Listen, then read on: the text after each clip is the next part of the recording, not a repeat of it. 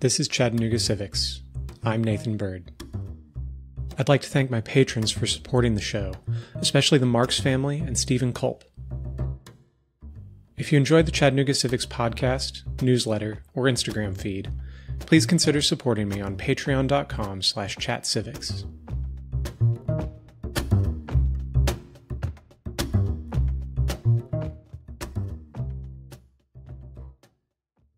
I'm Casey Tinker, the manager of Office of Homelessness and Supportive Housing here at the City of Chattanooga.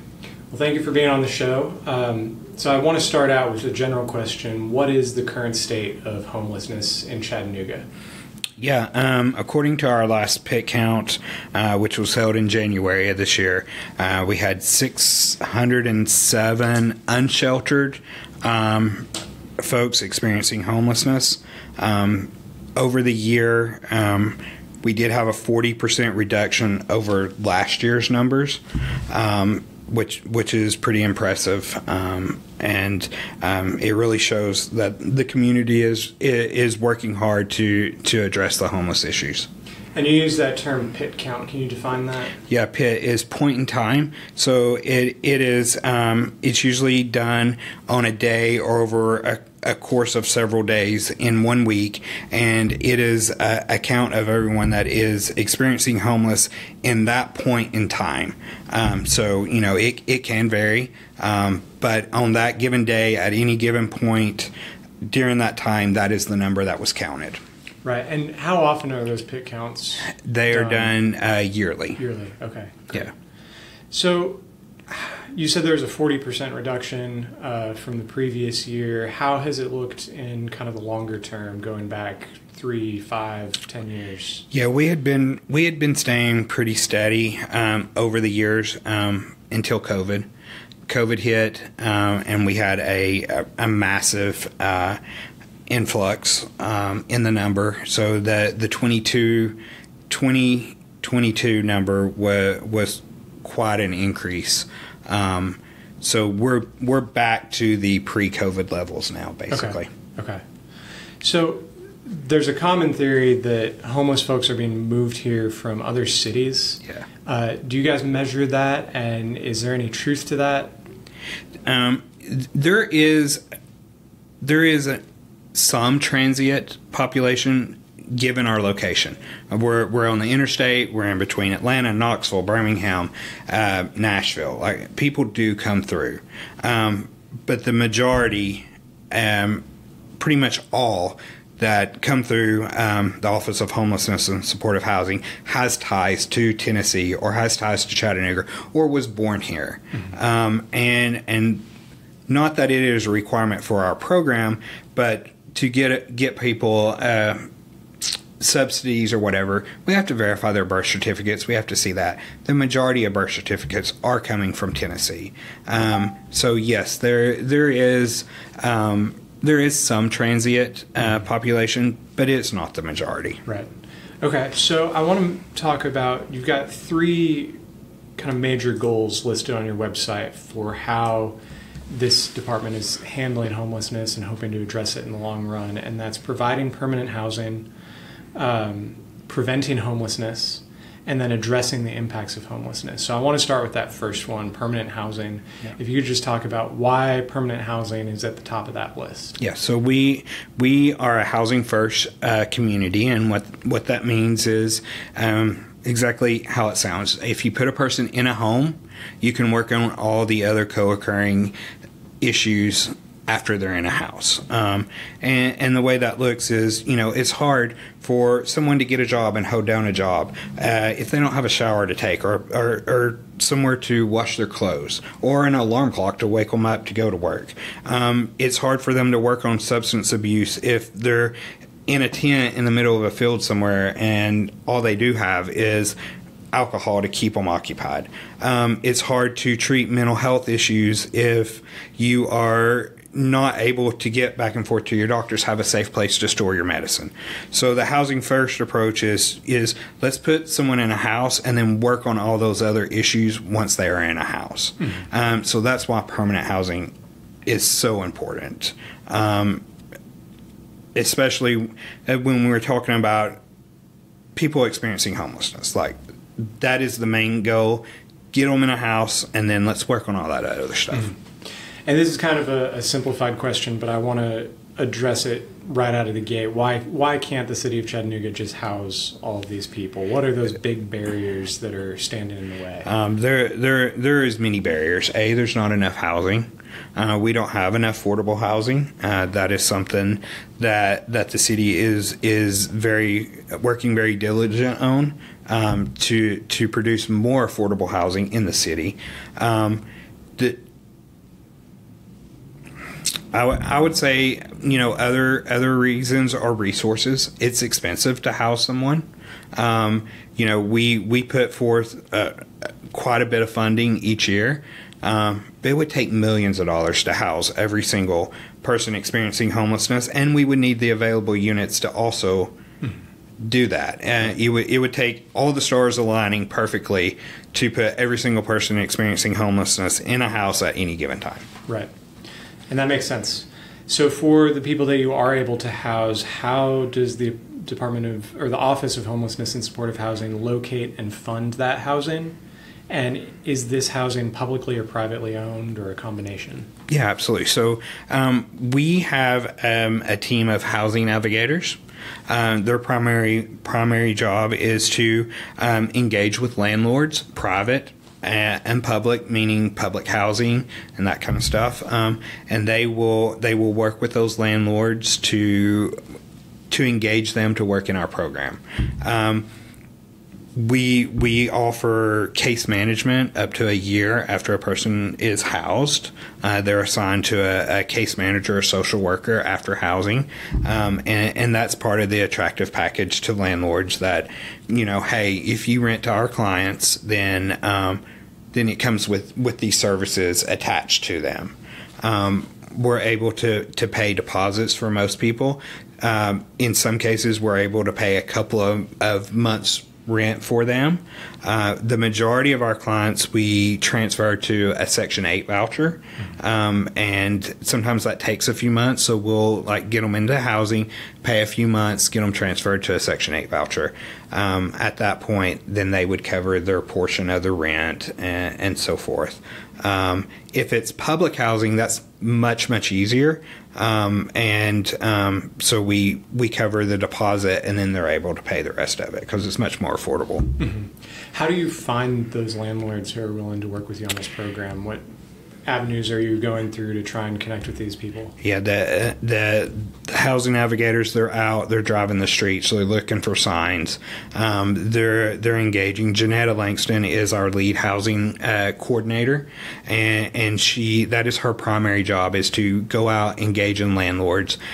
She holds roundtables, landlord roundtables. She will be holding a landlord informational session in the next few months, where she invites all the landlords in and gives them a plethora of information and resources, and really engage with them to try to attract them to wanting to work with our program. And then how do y'all prioritize who gets to get to the top of this list of who gets housing and who has to wait a little longer? Yeah, we use coordinated entry, which is ran through the Homeless Coalition. And basically, when a person is experiencing homelessness, they're engaged in some type of service provider, and they do an assessment on them. That assessment gets entered into our HMIS system, or Homeless Management Information System, and it's kind of give a place value of their acuity. And then when we need referrals, the coalition will refer people over based off of the highest acuity, or different kind of situations like that. We also have an internal wait list for community partners to refer stuff over to us, and we just kind of operate off the wait list that way, first come, first serve. Mm-hmm. So how successful is this permanent housing program? What is the percentage of people who get to stay housed in the long run? And, is that something you all measure?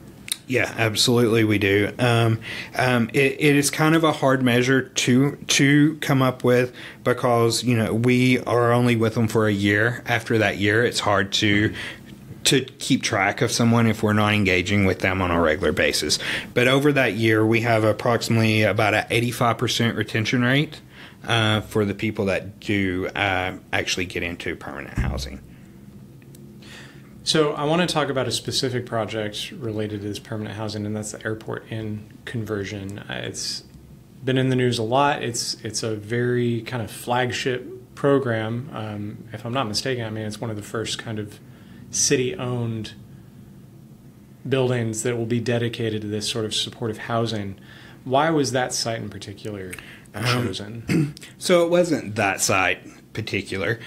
We were looking for a hotel that could be purchased. This location just happens to have one of the hotels that were up for sale at the time, and we made that purchase. And we are currently in the process of going through the RFP process to put this hotel out for a supportive services to operate. They will do the renovations, they will do the permanent supportive housing model, and all that kind of stuff. Right, and just to be clear, this is going to be permanent housing for these folks, not a shelter. Not a shelter. No shelter. This is permanent for as long as they choose to be in the program, and that's what permanent supportive housing is. It provides all that wraparound services on site, so that folks can get the needed support and eventually graduate into their own private unit somewhere else.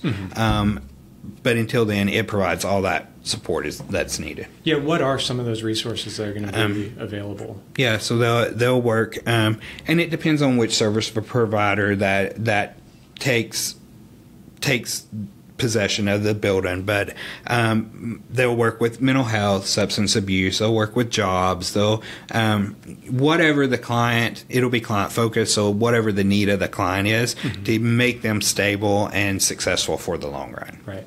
What are going to be the kind of restrictions, if any, on who gets to stay there in terms of, how long the lease is, how much it costs? Do they have to take advantage of these programs, things like that? Yeah. So again, it'll be up to the service provider for their specific terms of the agreements, which that has not been awarded yet. We are in contract negotiations now, and we hope to be able to make that public very, very soon. But basically, the lease terms, the units will be project-based units, meaning there will be subsidies from the housing authority for the unit, not for the person. So the person can stay in that unit as long as they need to. So it wouldn't be for like 11 months or 12 months, or it could be 2 years if that's what they need. And then, what is going to be done to help the residents manage transportation? One of the biggest critiques I've heard of this site in particular is that it's at a kind of high volume intersection. There's not really a bus route that goes very close, and there's not really a lot of other resources around, like doctor's office, a grocery store, things like that. Yeah, it's not that far from Carta. It is a little bit of a walk.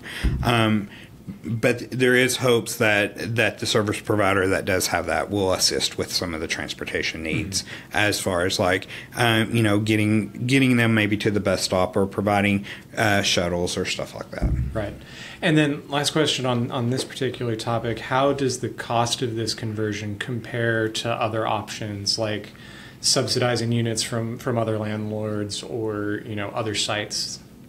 Yeah, I think that it will save money in the long run.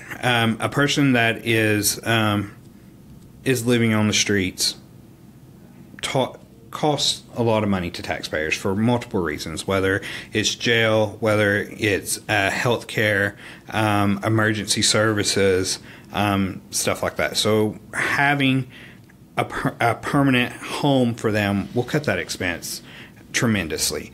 And it's hard to have someone in, let's say, a scattered site and be able to provide that 24 hours, 7 days a week kind of support, because you can't have that many workers, headed out to 100 different sites, when if you have them all in one building, you can have less workers, less money spent on the workload, and more on getting the people the stability that they need. Right.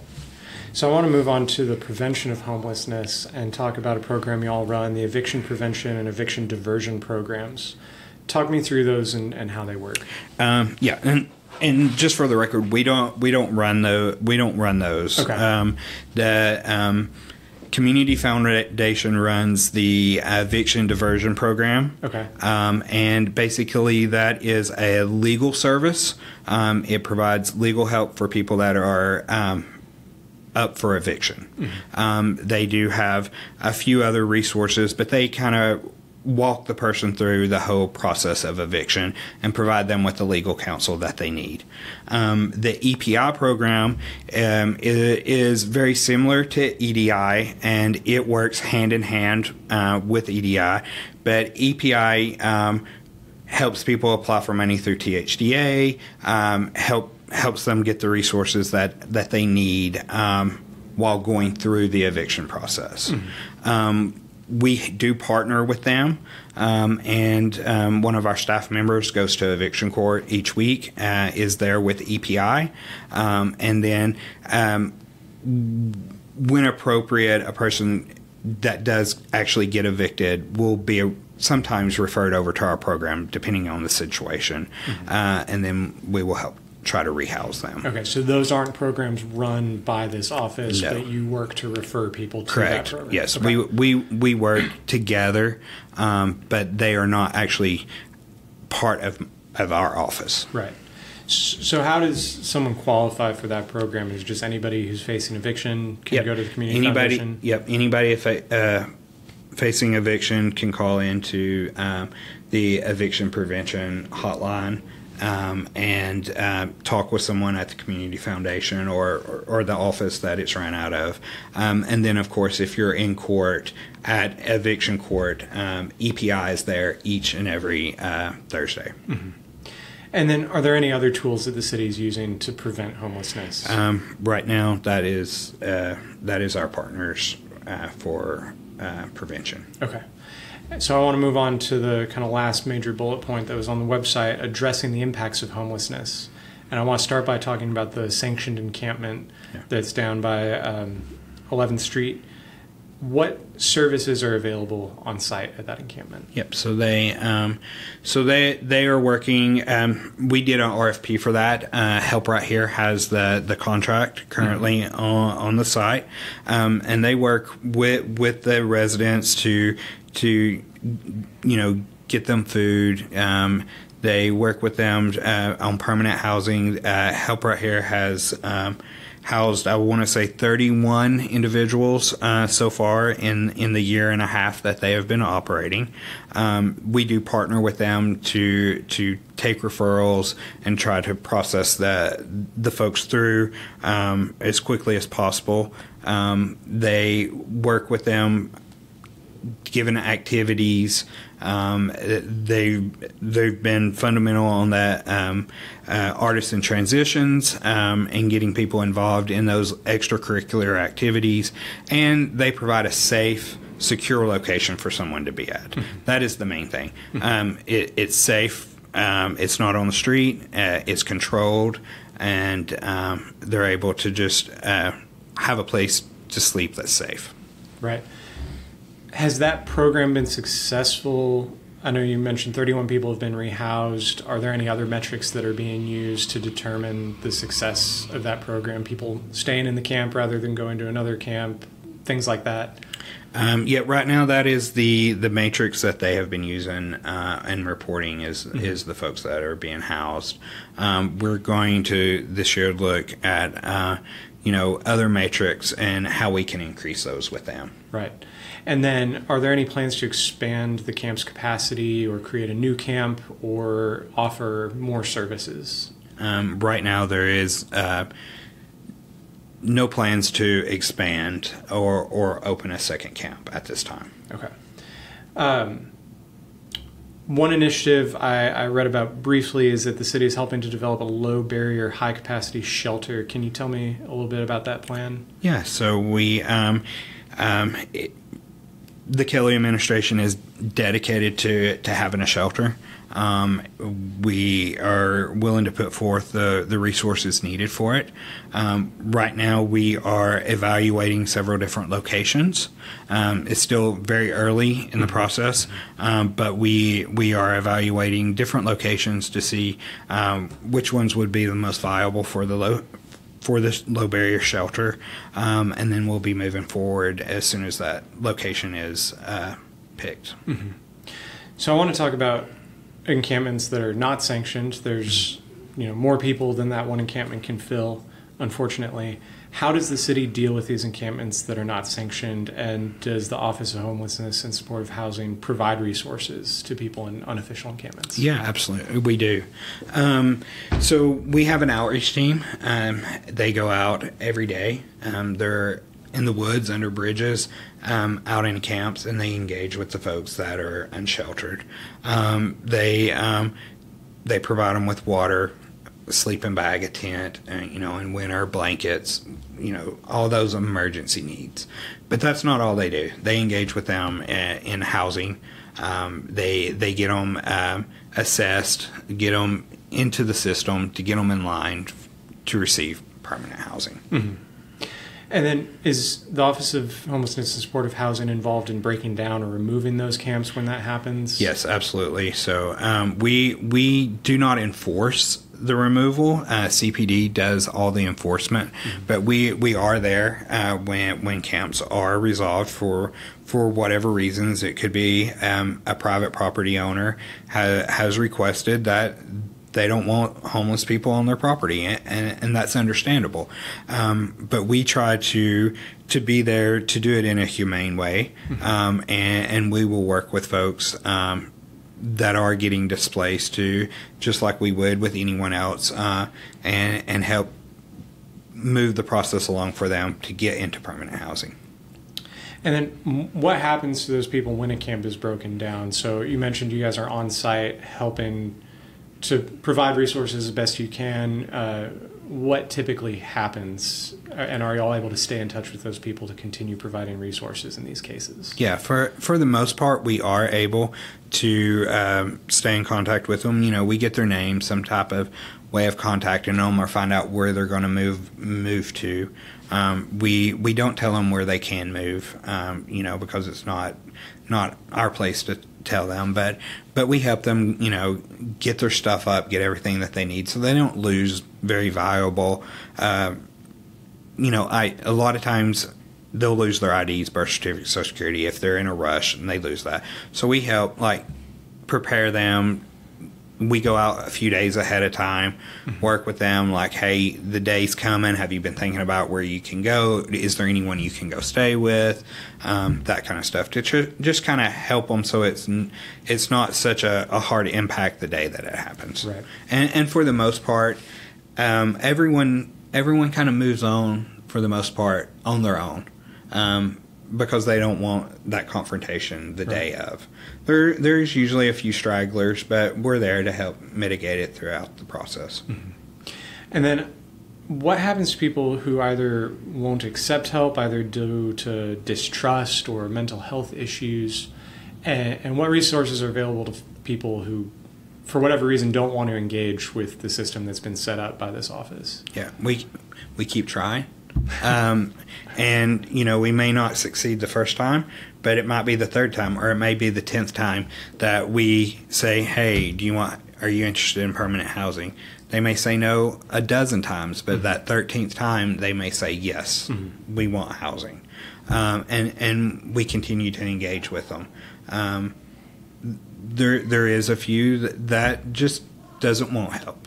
and that's fine. That's their choice, and they usually just move around from place to place. But for the most part, once we do get someone to say yes, they want permanent housing, they're more than willing to go through the process. Awesome. Well, that's all the questions that I have. Do you have anything else you want to add? No, I don't think so. Awesome. Well, thank you so much for your time, and thank you for the work that you're doing here. Yeah, absolutely. Thank you.